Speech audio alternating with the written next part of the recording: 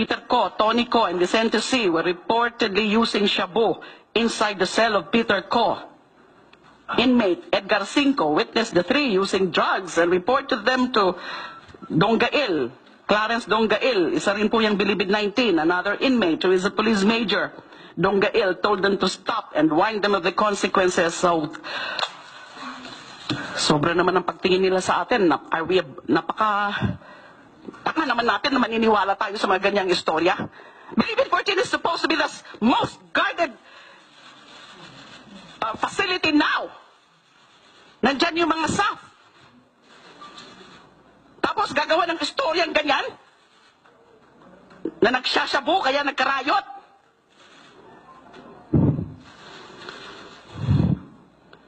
Tama na po. In your desperation, Pangulo, para siraan niyo ako. Hindi niyo na iniisip kung ano na yung nagiging itsura niyo sa mata ng bayan at saka sa mundo. Kayo na po ang pinagtatawanan.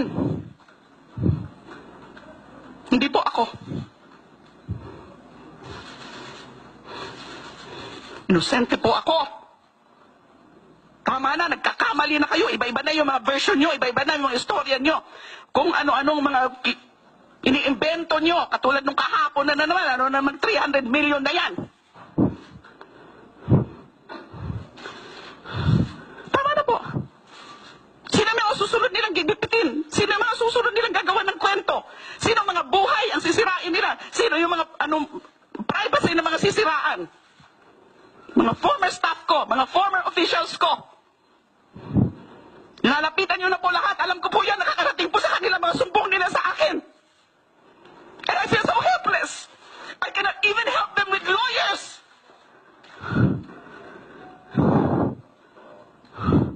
Dahil kung papadalhan ko sila ng lawyers, sasabihin nila, ayan, kasi protektahan para hindi siya i-ano. So what am I supposed to do now? Tell me.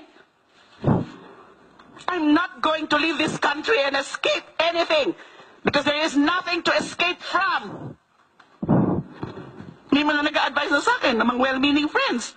Mag-isip-isip ka na, Laila, kasi kaka-announce din nga ng Pangulo na ikukulong ka na daw talaga. Maghanap ka na ng asylum. Why should I do that? I want to fight here in my country.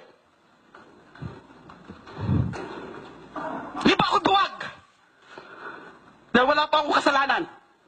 Yung mga nagtatago lamang. At saka yung mga walang mga mga duwag ang umaatras. Hindi po si Laila de Lima. Hindi po ako pinalaki ng tatay ko na maging duwag.